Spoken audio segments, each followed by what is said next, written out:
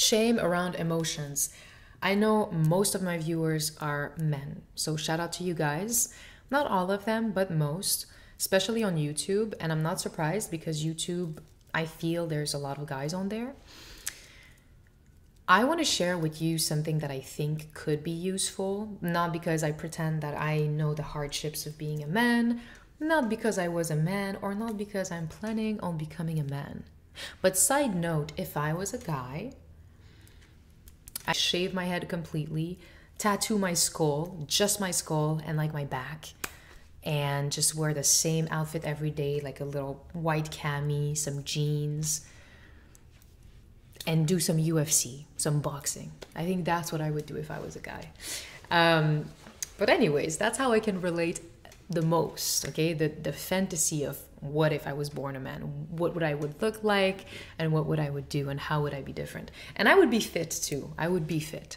But this is off topic already. Here I am today wanting to talk to you about emotional intelligence and shame behind emotions.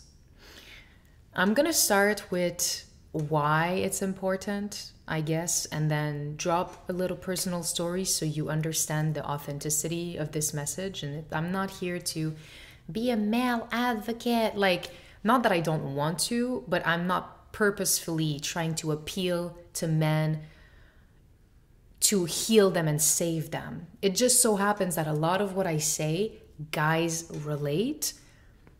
And then I've collected some cool guys over time on here. But just so you know, it just happened, okay? It wasn't planned. It wasn't a trick pony, 2, 3, 4, 5. It happened. It is what it is. Okay, anyways. So now you know. Okay, I said yes. We're going to say why first. Important to do it. Shame behind emotions. How it happened for me and how I healed it. And then maybe some bonus blah, blah, blah at the end if you care, if you like to watch my videos, more so as podcasts and just let them run. I think you'll be lucky with this one because I have quite a bit to say. And I feel like yet I've said nothing. I've just set the tone for us, but it's important because a lot of good communication actually requires that. So I hope you're comfortable and I hope you're ready. And let's get started. So why it's important to kill the shame around your emotions. One, because that makes you afraid of rejection. That makes you more susceptible to acting recklessly and losing control over yourself. It's something that can be given to our future kids too. So if you never heal it, you won't be aware, but it will be given to your kids down the line. It could also be a reason for bad relationships or relationships where there is a lot of arguments and a lot of toxicity. Sometimes it's just one of these reasons, sometimes it's all of these reasons combined. So now that we know why it's important to heal it, I would also like to add that in relation to yourself, and this is gonna sound like a lot for a lot of people, but if you never heal your shame around emotions, you will never allow yourself to truly feel. And so your gut instinct is always going to be biased because you don't see your emotions as a part of your human nature and as a part of who you are. You see them as a downfall to yourself and you resent yourself for being human and just having this side to you. But when you heal the shame, your emotions don't have to be the leaders in your life. They can be great companions. They can make moments feel more worthy of experiencing. They can make the present moment feel even more amazing because you're in tune with it. But you will feel like you are getting closer and closer to your real purpose or your real mission because you're not ashamed of yourself anymore. And when you're ashamed of your emotions, you're also ashamed of a part of yourself. So therefore, by proxy, there's an internal shame that exists and that you don't have to carry. But there is such a pressure in society for men to be strong, to never feel emotions. And honestly, look in the comments of this video. There are going to be some guys still saying that, well, what do you know? You're just a woman, you're just a girl, and you don't understand. And maybe you're right. But at the end of the day, I have critical thinking, I have experiences, and emotions don't have genders. Like social expectations for guys may be different, and I have a lot of empathy for that. But also, I'm not pretending to know exactly what being a guy is. I've told you that from the beginning. So take it with a grain of salt, okay? You're welcome to completely reject the message, but here is why I realized, or how I realized, that I had shame around my own personal emotions. So for me, it was like a moment when I was a kid where I was crying and I was looking for comfort through my parent. And I had to hear and to digest, come back to me when you're a woman, stop crying. And I remember how this affected me. I was pretty young. I don't remember my age, but definitely after 4 years old and definitely before 8. So I was sad, I was crying. Stop crying, come back to me when you're a woman. And I was far away from being a woman at this point. So I felt like I'll have to wait a long time. But when these things happen, you don't think, oh, this is altering the course of my decision-making processes. You just resist the feeling and you just take what's given to you as your own because you respect your parents so much. And because at the end of the day, your survival depends on them. And of course, everyone wants to be liked by their parents, I think, especially at a younger age. Everyone wants to be liked by their parents. So I took the advice and I did that. And it continued to manifest in my life where anytime I would cry or something would make me feel sad, and I had good reasons to, by the way, like someone stole something from me, someone insulted me, someone bullied me, whatever, I would feel so ashamed. I don't even know how to explain. It's like my friend would be next to me and she's like, it's okay, like you can cry. And I'm like, I'm keeping it in.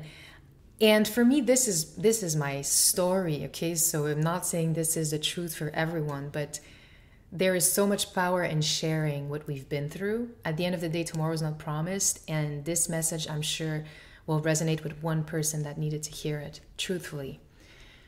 But as a teenager, I started to feel more prideful because I saw my girlfriends, and damn, it looked hard to allow yourself to feel. I saw the heartbreaks. I saw the deception, the pain. And I was afraid of the pain, technically speaking.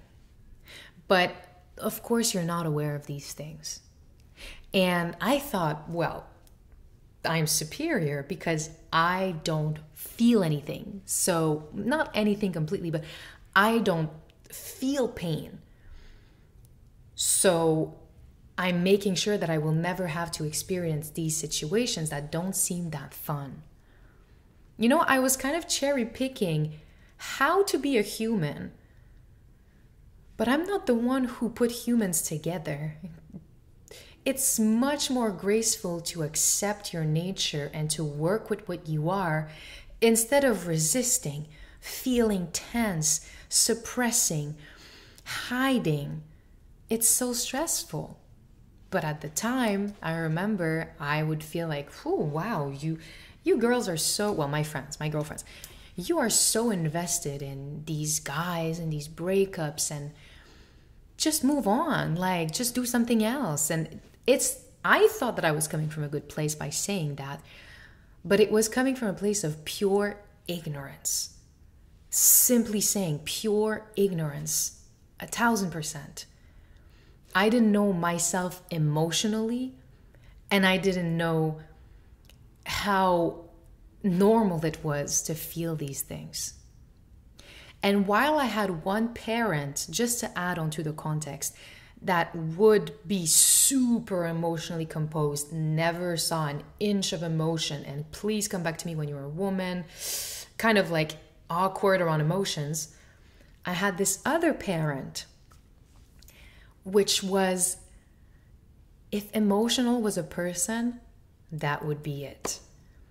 And I'm saying this, I hope you understand, with so much respect, gratitude, and love for my parents. I would pick them 1,000 times over again.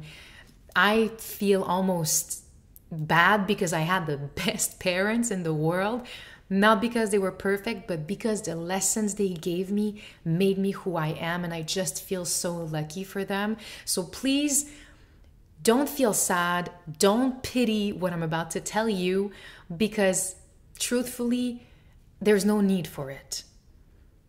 Absolutely not. So I had one parent that was the definition of emotional, so much so that I had to take charge of it a little bit. I was kind of like answering some questions very early on, like preteen, assisting emotions very early on, and man, it felt like a burden to me, like, wow. And I didn't know if what I was about to say was going to trigger a reaction. I felt like every time I said something, it would trigger an emotional reaction. And I almost felt guilty for it because it seemed painful. And I didn't want to be the one to trigger that. But that made me, first of all, super responsible and super emotionally aware. And this is why I like to give advice and I like to think about these things. I've always had to have that responsibility early on.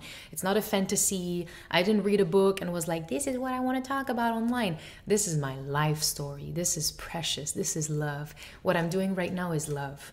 Not everyone will be able to understand it. Not everyone will be able to take it and use it, but it is love nonetheless, whether you understand it or not. This is why there's many different types of love languages. And for me, vulnerability is my main one. When someone is vulnerable with me, it means everything. Because I know how much of a risk it is. But anyway, side note. So coming back to my story, right? Basically being the one to be expected to support and reassure and be kind of the parent felt like a burden, and suddenly I didn't want any of it. So I decided to just go through life by suppressing as much as I could, and the feelings I would experience were not joy or sadness or anything of that nature. It was kind of just thrill seeking, intensity seeking, risk feeling, kind of like the adrenaline. That was my positive feeling, and the negative feeling would be kind of this, because of course there were times where I was feeling sad and I was feeling confused and I was just losing it, but I feel art really helped me so much that sometimes I didn't have to put words onto it. But while I was in this phase, I was not managing my relationships well, nor my friendships and nor my romantic relationships, because I was tapped out of the simplicity of being human. And I was trying to build myself to be this grandiose, kind of emotionless, just success-driven person who basically lives by dopamine highs and lows. And when I'm saying this, it feels like such a distant memory, but damn, I just want to hug this little girl like everything's going to be all right. Everything is going to be all right. And I guess this is what I want to say to you. Now, the third part of this video, okay, I'm structured somehow, is how did I heal it? I hate when videos online just point out the problems and try to sell you the solution. I just hate it. So let me just give you the solution. Public service announcement. This was what helped me. I'm not saying it's going to help you specifically. I have no idea technically of your situation.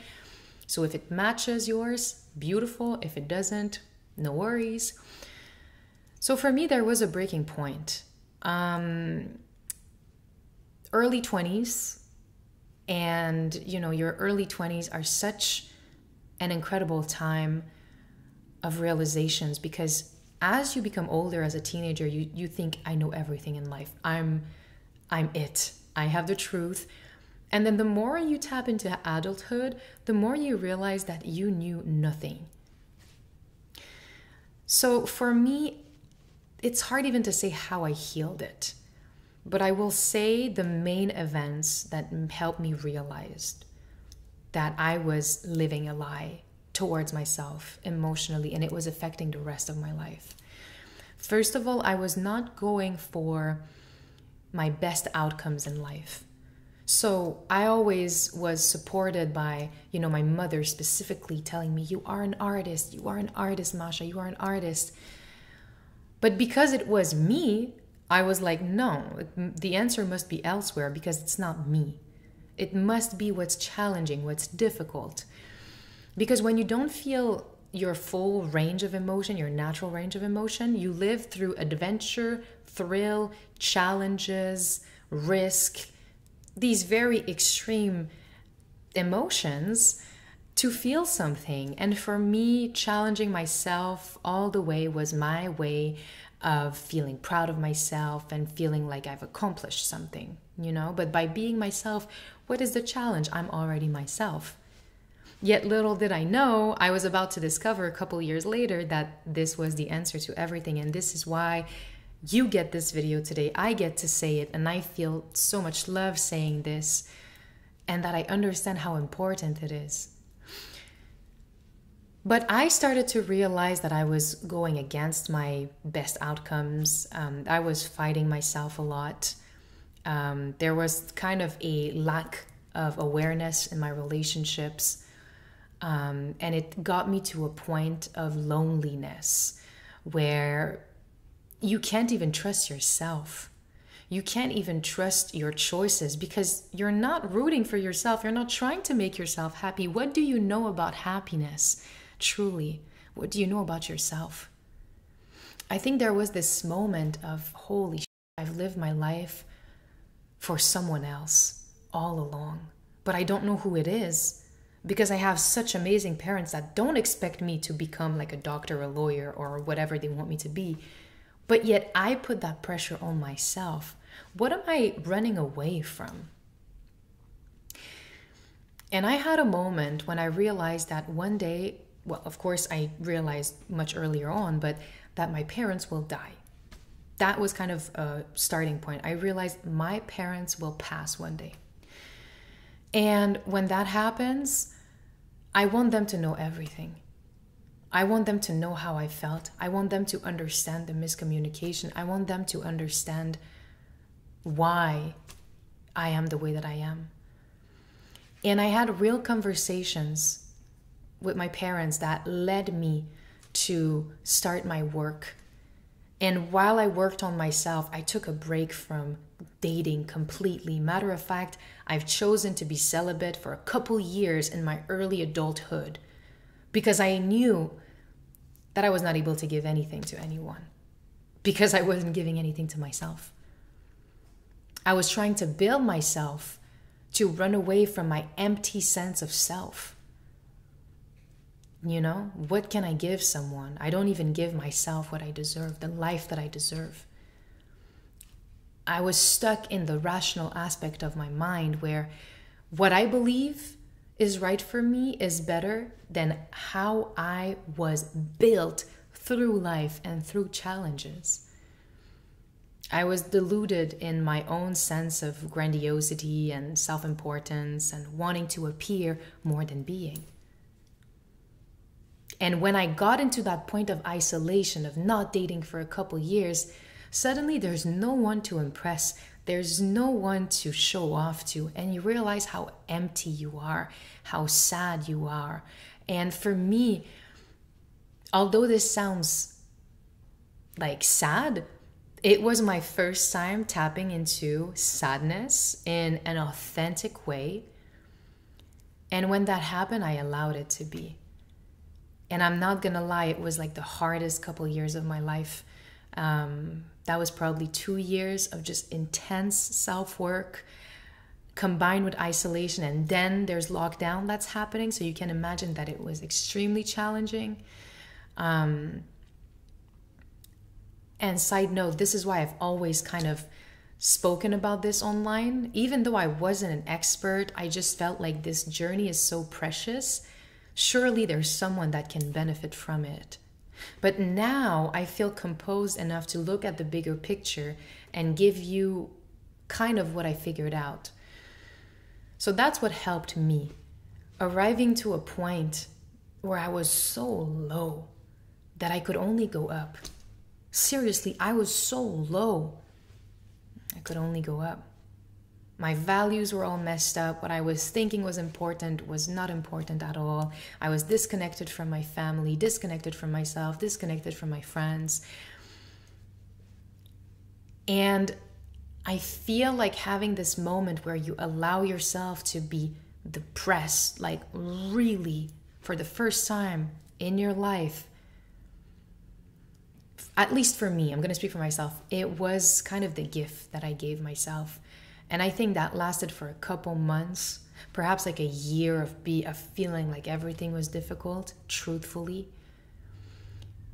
And I had to even tell my friends, like, look, I'm feeling this way. I'm not going to be like the joyful person that you know, but I love being around you and I just want to be around you more. And I hope that you still want to be around me, even though I feel this way and I feel like I have nothing to offer right now. And having these friends, you know, opening up to them, reaching out for help in a way, but also allowing them to see me at what it was I felt was worthless, and seeing that it had worth gave me proof that I don't need any bonus gratification to be excellent, to be a great friend, to be worthy. Your presence is enough. At least that's how I understood my presence was enough. Now, I did some art therapy, you know, for a couple months, and it was cool. Do I suggest it? Yes. I did some regular therapy. It was cool. Do I suggest it? Yes. But we'll do a different video on kind of like how to regulate and how to self-help, because honestly, what was my big thing was self-help. It was reading, watching videos of a lot of people that I respect, sharing their own experiences and feeling less alone. And at the end of the day, this is why I don't have a proper answer to give you, but just hope that if I healed it, you can. And today I'm someone who is so fulfilled with nothing, because I know that I need nothing. And that all along it was inside of me, and the gift was always being myself. And it's funny because once you stop chasing some BS, you have more time to feel and to be present and to love. And life is so amazing, it really is, but it's not amazing because of anything else but your own sense of self-acceptance, self-love, and self-actualization. We'll do a separate video on like goals and how I personally realized that everything else in life was going to be a bonus, but I don't need any of it to feel happy. And I'm wondering, I'm sitting here thinking, is there anything else that I could share? Cry a lot, because you'll have to process everything you have hidden from yourself all these years. Don't wait a day more. I had to make up for so many years, and still to this day, sometimes I'll just chill with a friend and they'll say something that reminds me of that one thing, and I feel something and I have to let it go now because I'm committed to myself, my human nature, my emotions. But you know what? The real gift is that when that happens with a friend and they're here and they're authentically there for me and I'm authentically there for them, whatever I'm feeling helps them. It's crazy. There's like a synchronicity. When you are processing something with someone you love, there's something in there for them that you don't even realize. There's something in there for them that you don't even know they needed. But when you do things for yourself, you heal people around you. It's insane. Insane. I think I realized that I don't have shame around my emotions anymore at that moment. There was not a moment where I decided. It's just a repetition of being vulnerable around my friends, sharing how I feel, establishing my boundaries, doing the work, thinking for myself, and feeling without thinking, which is so, so, so important. I think I'll do like a 1, 2, 3 on how to release emotions, perhaps like a meditation. I just have so many ideas. But I'll do a little 1, 2, 3 to help you. Not because you need my help, but because my experience is valuable. Doesn't matter what people say. I know it is. And this is why I'm making this video. Because I feel like we would be much better friends, much better partners, much better boss, much better public figures if we understood that we're just human and there's nothing to be afraid of. There's nothing to run away from. And that our flaws are what make us so beautiful. And that the right person will never judge you for your past, for your intensity level with your emotions, for your challenges to accept yourself.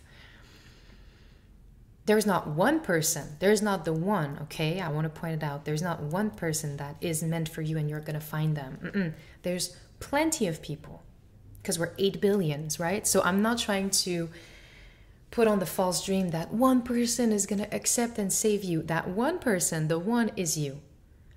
But then there's a lot of people that can understand us to a certain extent, that can be there for us to a certain extent. And yeah, this is not a video on how to find the one. We'll have to make a separate video on that. Take a shot every time I say, well, don't take a shot. Do a push-up every time I say we'll make a separate video on that. Because at this point, I think I've said it 3 times in this video. But I hope that this was fun. Even though we're talking about quite, not heavy, but just like real stuff. Okay, real stuff. It can feel heavy, but I hope you leave this video feeling empowered, hopeful, and more compassionate towards yourself.